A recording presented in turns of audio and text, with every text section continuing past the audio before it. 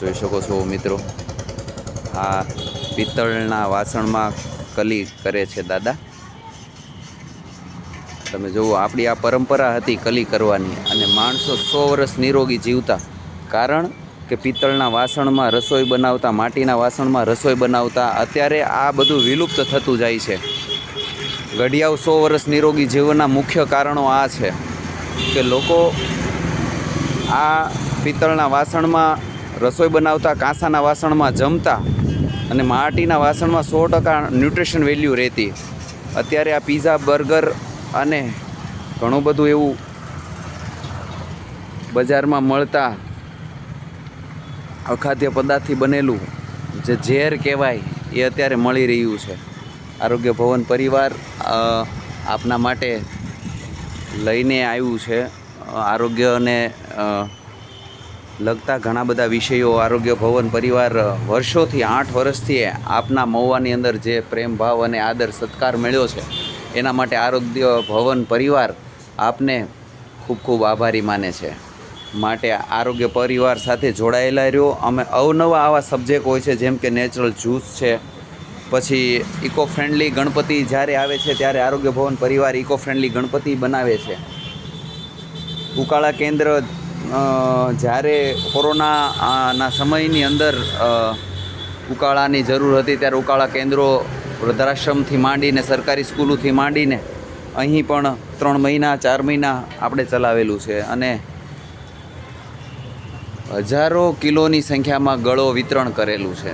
ત્યારે આરોગ્ય ભવન પરિવાર આપને ફરી વિનંતી કરે છે કે ફરીવાર આપણે એક પ્રયત્ન કરીએ.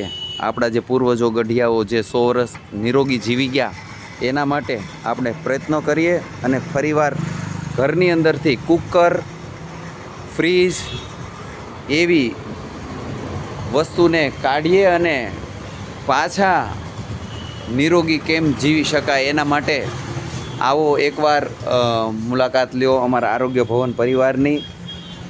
ત્યાં આપને મળશે આરોગ્ય ભવનમાં સેંધા નમક છે, પ્રાકૃતિક ખાંડ છે, દેશી ઘાણીનું શીંગતેલ છે, એવી આમળા કેન્ડી છે,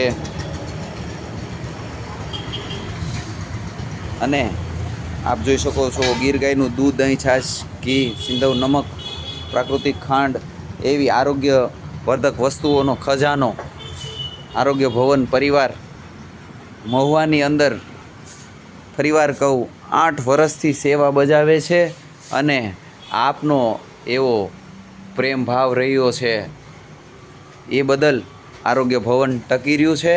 અને આવો નવો સાથ સહકાર સહયોગ આપતા રહેજો એવી આપને પ્રાર્થના છે અને વિનંતી છે. આ વિડીયોને વધારે શેર કરો, અને ફરીવાર કહું છું કે આપના બાળકોને ગઢિયા અને જે બુઝુર્ગો જે ધોળા વાળવાળા પાસે બેસાડજો, અને જે 100 વર્ષ નિરોગી જીવી ગયા એવી શૈલી અને એના ઉપર ચાલવાના પ્રયત્ન કરજો.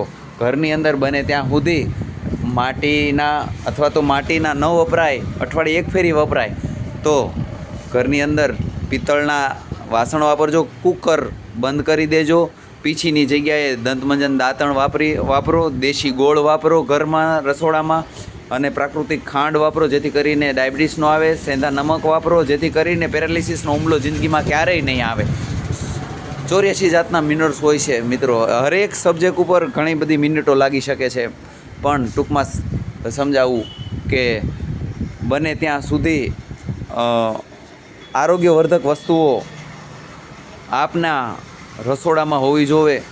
અને ફરીવાર કહું છું, હૃદય રોગના અત્યારે બહુ જ પ્રશ્નો જાગે છે, ત્યારે સારા એવા ખેડૂતોનો સંપર્ક કરો, એની પાસેથી ઓર્ગેનિક સિંગ લ્યો, અને 1 દિવસ વરસનો કાઢો આપનો, અને એ ખેડૂત પાસેથી બજાર ભાવ કરતાં 200 રૂપિયા મણે વધારે દઈને શીંગતેલ કાઢી અને 12 મહિના ભરાય એવું શીંગતેલ આપના ઘર સુધી લાવો. જિંદગીમાં ક્યારેય હાર્ટ એટેક નહીં આવે. કેમ કે આ લોકો ફિલ્ટરના બાને આપને ઊંધા ચશ્મા પહેરાવી રહ્યા છે. જેમ કે ઓમેગા 3 પેટી એમાંથી કાઢી લે છે, જે હૃદય રોગની ગોળી હોય છે ફિલ્ટરના બાને. એટલે મિત્રો, બને ત્યાં સુધી જે ગઢિયા પૂર્વજો આપણા 100 વર્ષ નિરોગી જીવી ગયા એ મુખ્ય કારણ હતા કે ઘાણીનું તેલ ખાતા, સેંધા નમક ખાતા, સાદી ભાષામાં એને વડાગરાનું મીઠું કહેવાય છે. અને દંતમંજન દાંતણ ચૂલાની રાખ છેલ્લી બાકી ન થાય તો મીઠું ઘસી નાખતા, પણ આ પીંછીના રવાડે ન ચડતા. ફરીવાર આપને કહું છું, શક્ય હોય તો ગાયનું દૂધ જ વાપરજો. હવે આ સમય બહુ વિકરાળ થવા જઈ રહ્યો છે. એક કોરોના ખાલી સેમ્પલ જ હતું, ગોડાઉન હજી ખોલવાનું બાકી છે. ત્યારે આપના પરિવારમાં આ પતંજલિ બિસ્કિટ છે, જે 100% ઘઉંના લોટમાંથી બનેલા છે. અને એવી ઘણી બધી અવનવી પ્રોડક્ટો છે આપણી. આવો આરોગ્ય ભવનની એક વાત મુલાકાત અવશ્ય લ્યો. જય ગૌ માતા, વંદે માતરમ, ભારત માતા કી જય.